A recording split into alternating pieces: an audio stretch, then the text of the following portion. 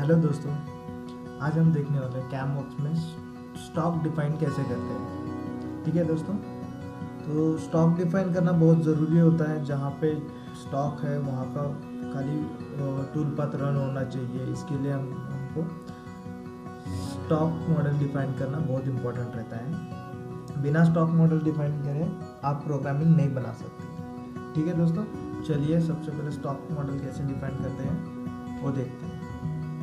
पहले तो एक मॉडल ओपन करते हैं जो कि ऑलरेडी मैंने बना के रखा हुआ है।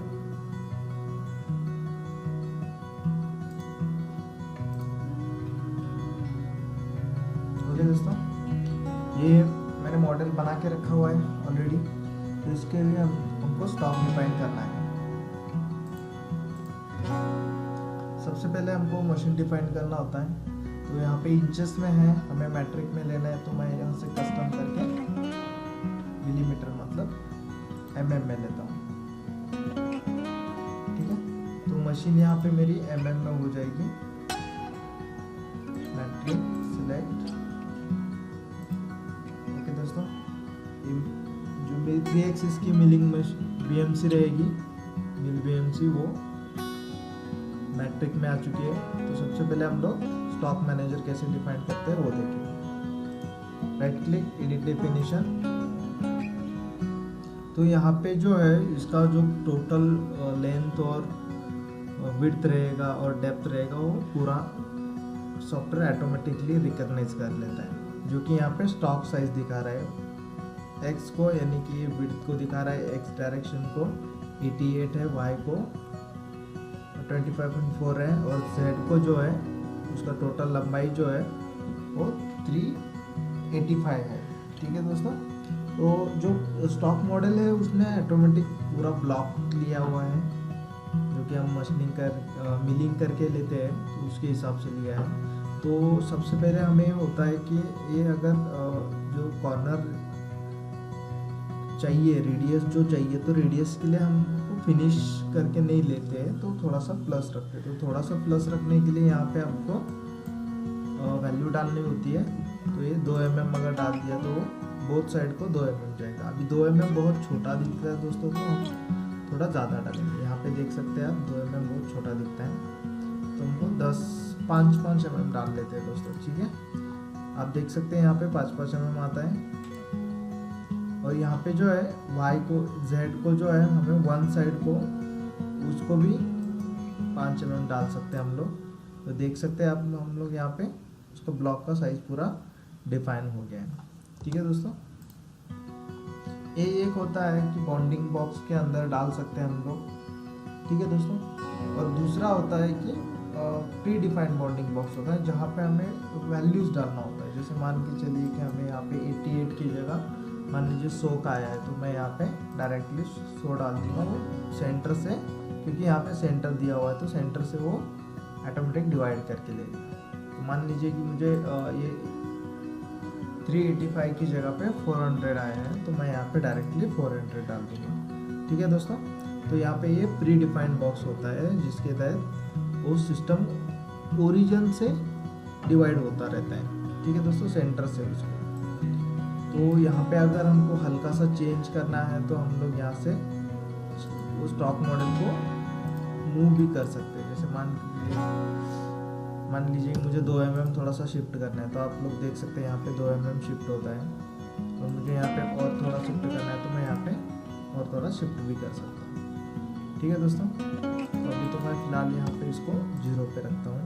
तो ये stock model pre defined bounding box में होता है। तो स्केच क्या होता है, मान लीजिए कि ये मेरा जो जॉब है वो होता है स्केच एक्सट्रूड की बेस पे। मान लीजिए कि मेरा ये जो जॉब है वो गैस कटिंग हो गया है, तो ये जो शेप है उस शेप को 5 mm एक्स्ट्रा हो गया है, तो मैं इसको एक स्केच दूंगा ऑफसेट करके। तो मैं यहाँ पे राइट क्लिक करके एक स्केच बना लेता हूँ और उसको मैं कन्वर्ट इंटिविटी लेता हूँ। ये जो स्केच आया है मैं उसको ऑफसेट कर देता हूँ 5 mm से। ठीक है, तो ये 5 mm से ऑफसेट हो गया। तो मेरा जो अंदर का जो शेप है उसको मैं कन्वर्ट इंटिविटी ले लेता हूँ, क्योंकि क्या होता है डबल शेप रहेगा तो वो खाली आउटर को ही रिकॉग्नाइज करेगा। हमारा तो सॉलिड में रहता है स्टॉक, दोस्तों इसको एडिट करके फिर वापस स्टॉक मैनेजर, एडिट डिफाइन, और यहाँ पे आएगा एक्सट्रूड कट स्केच। तो एक्सट्रूड कट स्केच को सिलेक्ट करने के बाद यहाँ पे होता है स्केच डिफाइन करने का, जो स्केच रहेगा अपना वो यहाँ से हमको सिलेक्ट करना होता है। अभी तो यहाँ पे स्केच नहीं शो हो रहा है, तो मैं यहाँ पे जाके लास्ट वाला स्केच में यहाँ पे डिफाइन करूँगा। ठीक है दोस्तों, आप देख सकते हैं स्टॉक, और यहाँ पे उसका थिकनेस डालना होता है। जैसे कि मेरा जो थिकनेस है वो 25.4 है, तो मैं यहाँ पे 25.4 डालूंगा, क्योंकि थिकनेस तो मेरा रोटरी हो गया है। ठीक है दोस्तों, तो यहाँ पे जो है वो स्टॉक डिफाइन हो गया है। ओके, जैसे हम लोग यहाँ पे स्टॉक डिफाइन करेंगे उस हिसाब से मॉडल लेगा। जब आप 3 एक्सिस में काम करो, ये तो 2 एक्सिस में ठीक है, फिर भी स्टॉक डिफाइन का इतना ज़रूरत नहीं रहती है, लेकिन 3 एक्सिस में जब आप करते हैं तब उसको स्टॉक डिफाइन करना बहुत ज़रूरी होता है। क्योंकि क्या होता है, 3 एक्सिस में जहाँ पे स्टॉक है वहाँ पे ही टूल पाथ अपना जनरेट होगा, नहीं तो नहीं होगा।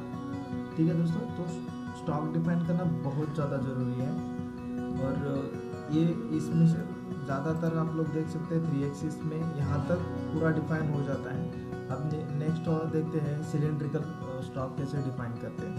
ठीक है, सबसे पहले हम एडिट डिफाइन, यहाँ पे तो मेरा मॉडल नहीं है, मॉडल आ गया।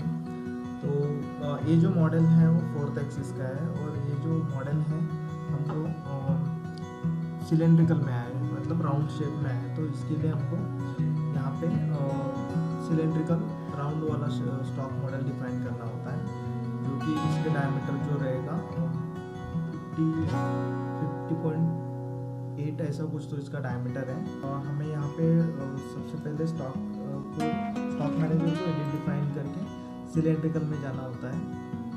जैसे हम लोग सिलेंड्रिकल में चले जाएंगे तो ऑटोमेटिक वो उसका शेप ले लेगा। अभी जो शेप है वो मेरा स्टॉक मॉडल जो है वो जेड एक्सिस को लिया हुआ है इसने, इसके लिए इसका शेप पूरा, जैसे मैं इसको जेड एक्सिस को सामने लाता हूँ तो ये ऐसे जेड एक्सिस है। तो मुझे यहाँ पे एक्सिस चेंज करके देखना है कि कौन सा एक्सिस इसको सूट होता है। तो ये वाई एक्सिस इसको सूट होता है। आप लोग यहाँ पे एक्स एक्सिस को भी देख सकते हैं कैसे सूट होता है। तो ये एक्सिस इसको नहीं होता है, तो मैं यहाँ पे इसको वाई एक्सिस को ले लेता हूँ। ठीक है दोस्तों, तो अभी जो है मेरा वो जो इसका मैक्सिमम डायमीटर है उसके हिसाब से उसने लिया है, तो 50.8 है। तो मुझे थोड़ा सा ज़्यादा बड़ा करना है, तो मैं यहाँ पे ऑफसेट पैरामीटर में इसको यहाँ पे ज़्यादा दे सकता हूँ। तो आप देख सकते हैं यहाँ पे 2 mm से वो थोड़ा सा ज़्यादा हो गया, चाहे तो आप ज़्यादा करके भी देख सकते हैं। ठीक है, तो मुझे अगर ये यहाँ पे ऑफसेट में नहीं डालना है तो मुझे डायरेक्ट डाल सकते हैं आप। यहाँ पे अगर ये 50 है, आपके पास 60 है, तो आप यहाँ पे 60 भी कर सकते हो। ऑटोमेटिक ऑफसेट भी उस हिसाब से ले लेगा। तो हम यहाँ पे जैसे वो मॉडल का है साइज, उस हिसाब से हम लोग रख लेते हैं। ओके दोस्तों, समझ में आए? और ये ओके करते हैं। ठीक है दोस्तों, अभी हम देखेंगे स्टॉक मैनेजर में STL फाइल कैसे डिफाइन करते हैं।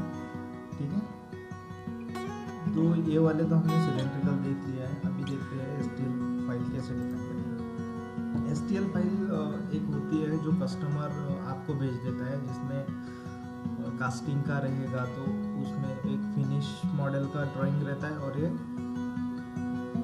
ऑफसेट रहता है कास्टिंग के लिए, श्रिंकिंग होने के बाद मशीनिंग के लिए जो साइड से ज़्यादा का मटेरियल रहता है वही रिमूव करने के लिए। तो यहाँ पे हम लोग कास्टिंग डिफाइन करेंगे। तो सबसे पहले,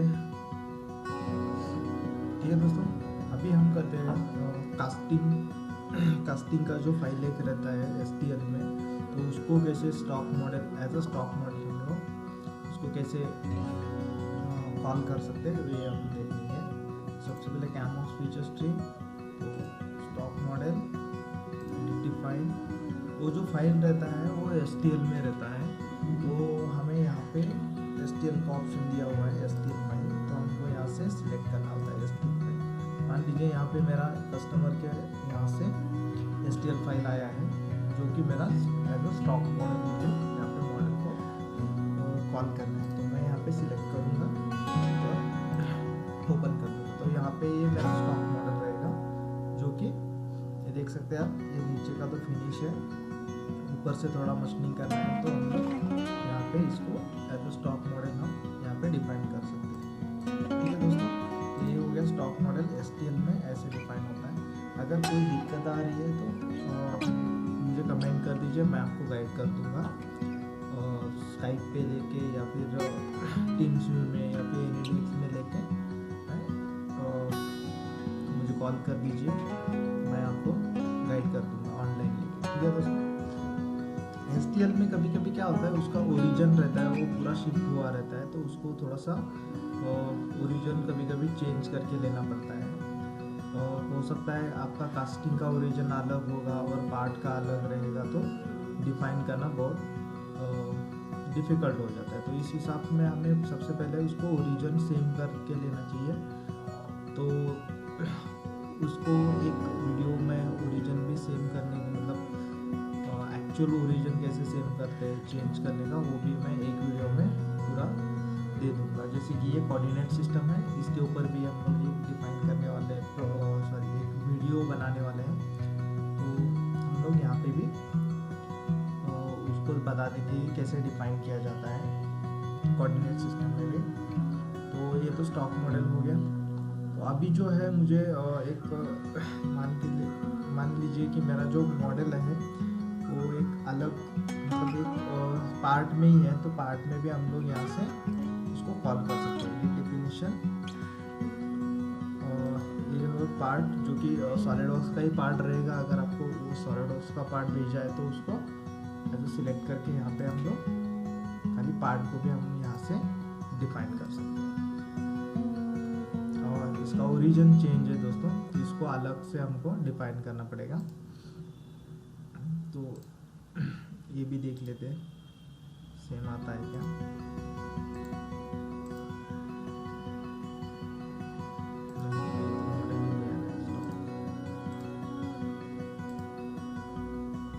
पार्ट भी हम लोग यहाँ पे डिफाइन कर सकते हैं। थोड़ा सा शिफ्ट हो रहा है, यही प्रॉब्लम आएगा जब आपका STL भी आप जब डिफाइन करोगे ना, तो आपको यही प्रॉब्लम दिखाएगा। तो इसके लिए उसको ओरिजिन सेट करना पड़ता है दोनों का, जो पार्ट एक्चुअल में आपको मशीनिंग करने का पार्ट है और ये जो पार्ट आया है इसका शिफ्ट करने का, वो अलग वीडियो में हम लोग डिफाइन करेंगे। ठीक है दोस्तों, अगर दोस्तों वीडियो अच्छा लगा, थोड़ा इंफॉर्मेटिव लगा तो लाइक कर दीजिए, कमेंट कर दीजिए, कोई इशू है, कोई पॉइंट है, आपको कुछ डाउट्स है तो, और सब्सक्राइब कर दीजिए। हमने अभी कैमोस की पूरी सीरीज़ देखने वाले हैं, सॉलिड कैम की पूरी सीरीज़ देखने वाले हैं, NCG की पूरी सीरीज़ देखने वाले हैं। तो सब्सक्राइब कर दीजिए चैनल को, और वीडियो पसंद आए तो लाइक कर दीजिए।